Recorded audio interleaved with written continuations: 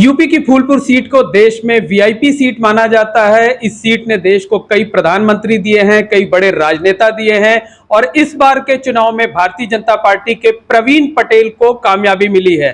प्रवीण जी हमारे साथ हैं, उनसे बात करते हैं। प्रवीण जी, सबसे पहले तो आपको बहुत बहुत बधाई और ढेर सारी शुभकामनाएं। बहुत धन्यवाद आपका, इसलिए कि अपने सभी पत्रकार साथियों का भी पूरे चुनाव के दौरान बहुत ही निष्पक्ष तरीके से उन्होंने कवरेज किया। इसका आप सभी लोगों को बहुत बहुत धन्यवाद। प्रवीण जी, कल जब आप चुनाव जीते तो हमने आपसे राजनीतिक पहलुओं पे बात कर ली थी। आज हम आपसे व्यक्तिगत तौर पर बात करेंगे।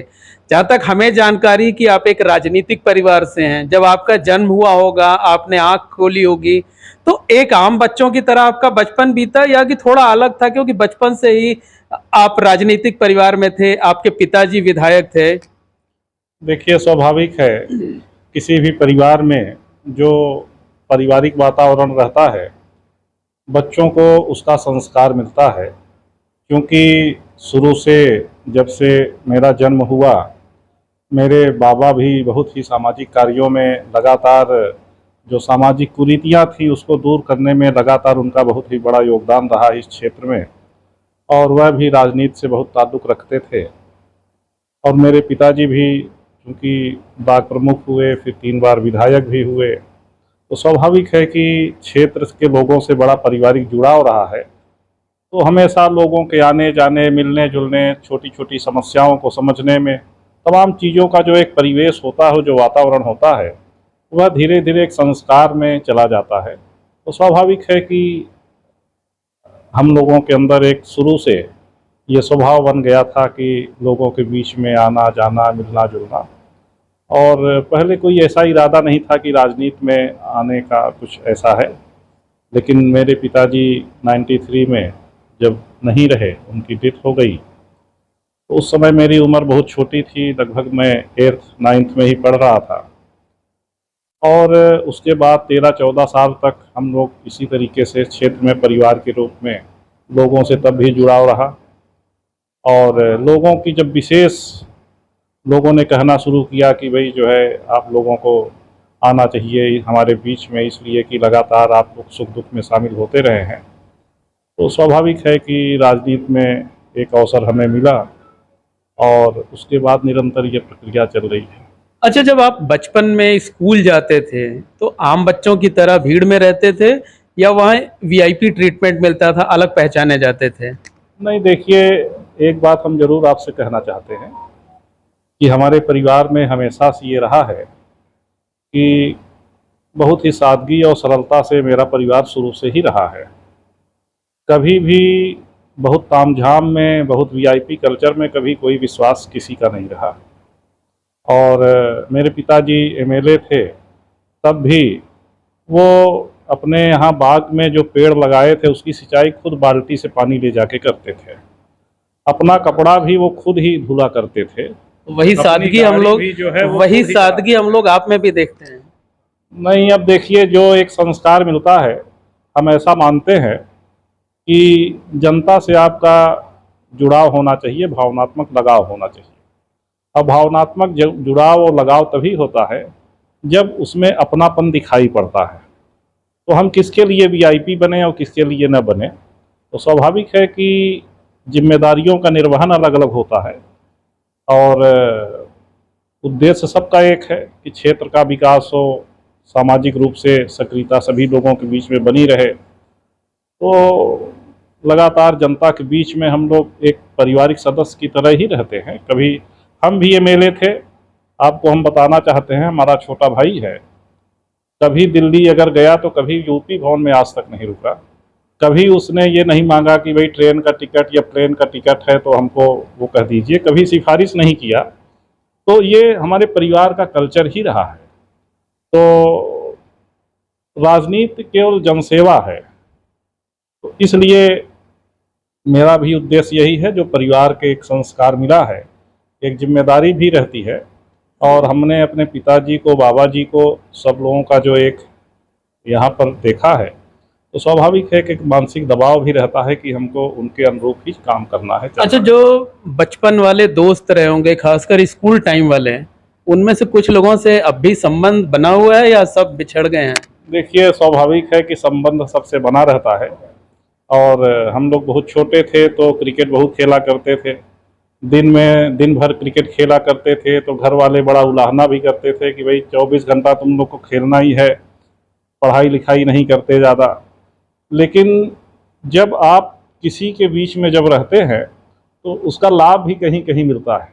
पहली बार जब मैं 2007 में एमएलए का कैंडिडेट हुआ, तो वही जो हमारे बचपन के क्रिकेट खेलने वाले दोस्त से, जहां हम लोग टूर्नामेंट खेलने जाते थे, तमाम जगह पर जाते थे, सब लोग वही जो है पूरे सभाओं की बैठक कराते थे, नुक्कड़ सभाएं कराते थे। और धीरे धीरे वो लगातार अभी भी वो चला आ रहा है। उसमें मतलब क्रिकेट आपका शौक है? हाँ, क्रिकेट मेरा शौक है। और क्या क्या शौक है? देखिए, क्रिकेट का भी बहुत ज़्यादा क्रेज़ रहा है, और किताबें पढ़ना हमको अच्छा लगता है, लोगों के बीच में रहना अच्छा लगता है।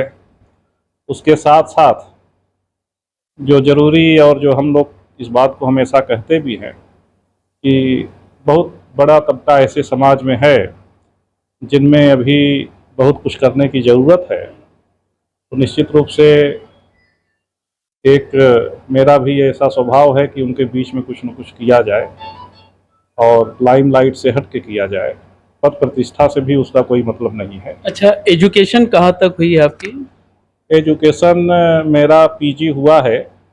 बीए करने के बाद एमए किया। एमए करने के बाद लॉ का भी 2 साल का हमारा पूरा हुआ था। उसी समय चूंकि चुनाव आ गया था, तो 1 साल हमारा उस चुनाव के दौरान जो है हो नहीं पाया था, तो लोग लॉ कंप्लीट नहीं हुआ। पोस्ट ग्रेजुएट तक पढ़ाई की है। अच्छा, पीजी करने के दौरान, लॉ करने के दौरान कोई ऐसा दोस्त वो वक्त को एजुकेशन का होता है कि जो बहुत मिस करते हो जिसको? देखिए, सभी हमारे अभी दोस्त जो हैं, कोई हाई कोर्ट में वकालत कर रहा है, कोई कहीं पर अधिकारी हो गया है, कहीं पर टीचर हो गया है, तमाम ऐसे लोग हैं। और स्वाभाविक है कि राजनीति में व्यस्तता ज़्यादा रहती है, उतना समय नहीं मिल पाता।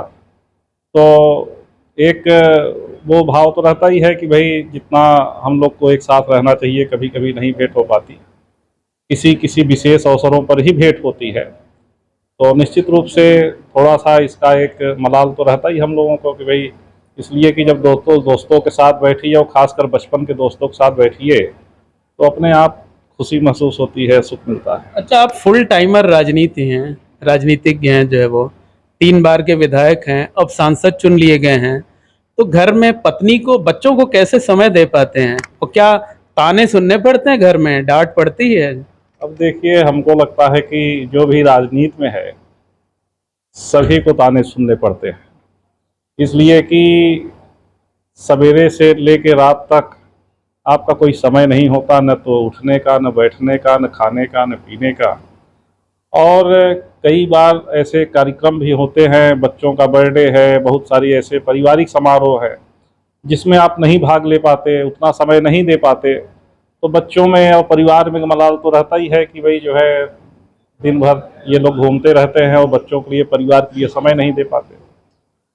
लेकिन सामंजस्य बैठाना पड़ता है, इसलिए कि जब आप सार्वजनिक जीवन में हैं तो लोगों को इसका अधिकार रहता है कि आपको जाने, आपको समझे, आपके साथ रहे, ज़्यादा से ज़्यादा समय हम लोगों के बीच में बिताएं। और जितना आप जनता के बीच में समय देंगे, जितना समय बिताने का काम करेंगे, उतना ही आपको। अच्छा, तो ये बताइए कि भाभी जी जब नाराज हो जाती होंगी तो उनको मनाते कैसे हैं?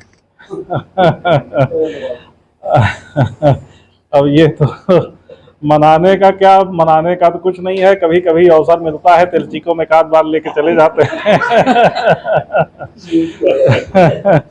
मतलब बाहर डिनर करा दिया तो मतलब जब 4-5 ऐसा कुछ हो जाता है कि ओकेजन की भाई नहीं पहुंच पाए, कोई बात हो गई, तो कोई ऐसा अवसर मिलता है तो तिलचिकों में हम लोग चले जाते हैं, थोड़ा सा डिनर उनर कर लेते हैं, तो थोड़ा सा कुछ।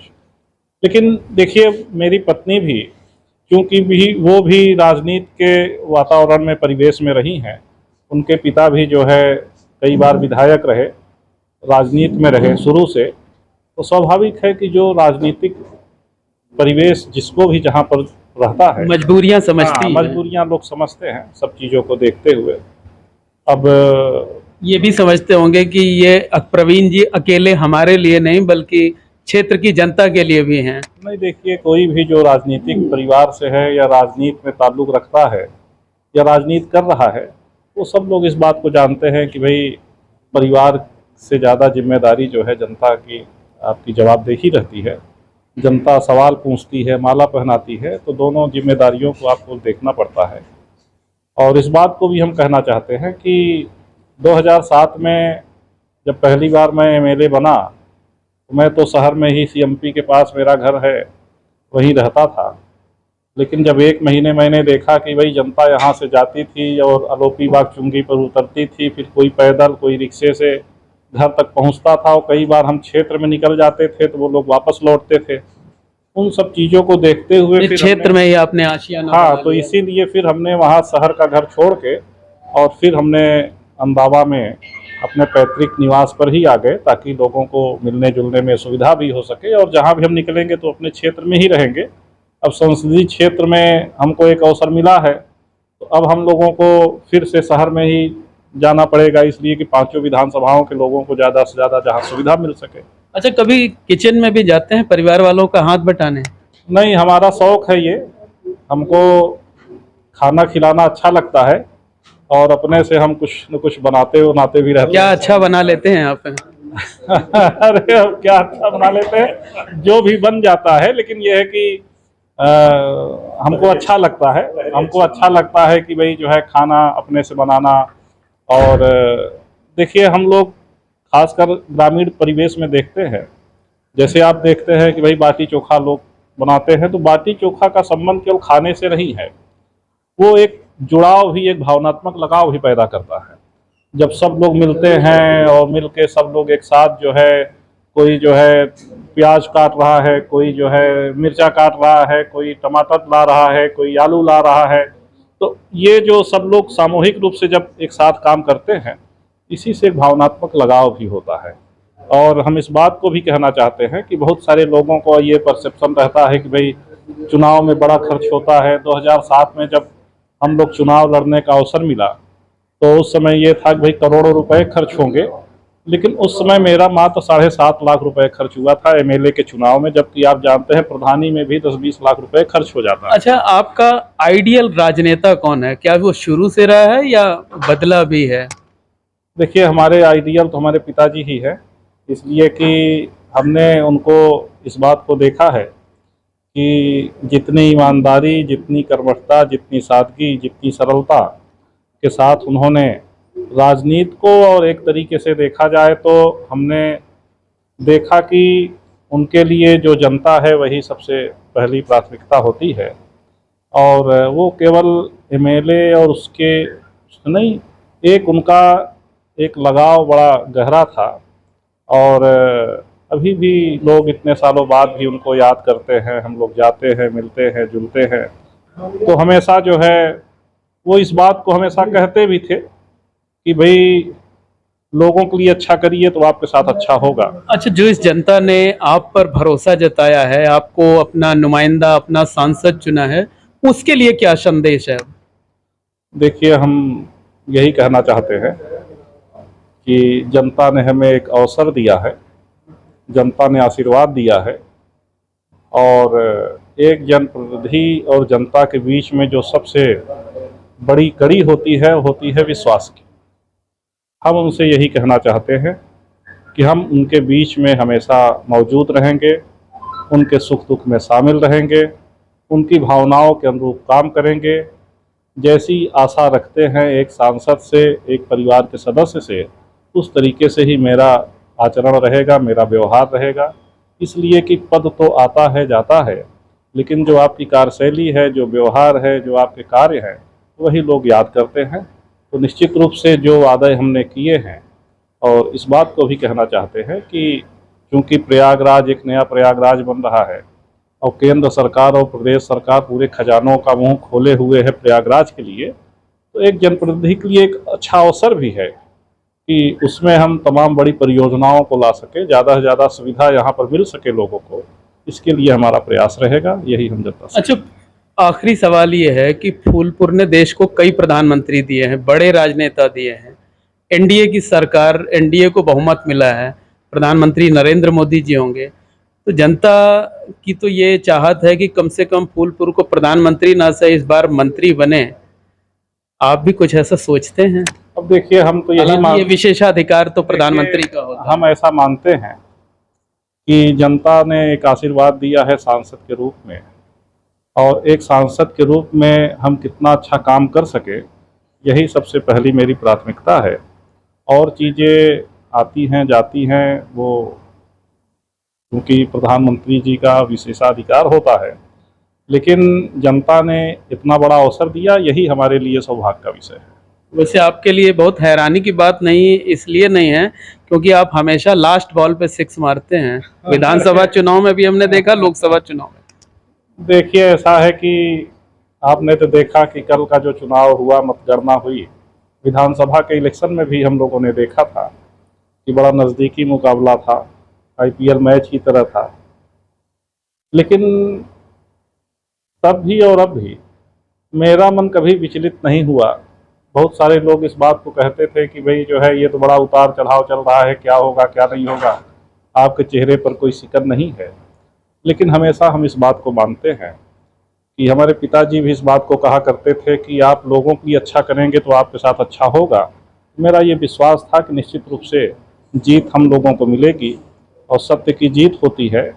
क्योंकि विपक्ष ने दुष्प्रचार किया, लोगों को भ्रमित करने का काम किया, खासकर भारतीय जनता पार्टी के बारे में तमाम ऐसी अफवाहों को जन्म दिया जिससे लोग गुमराह हुए।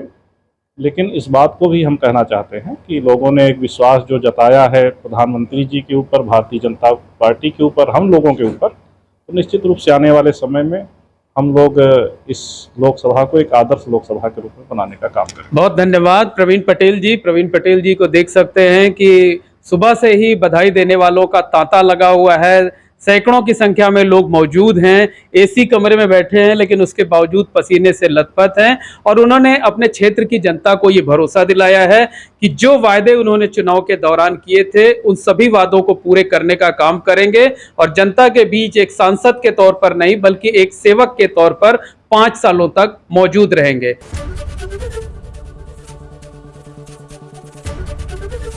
एबीपी गंगा, खबर आपकी, जुबान आपकी।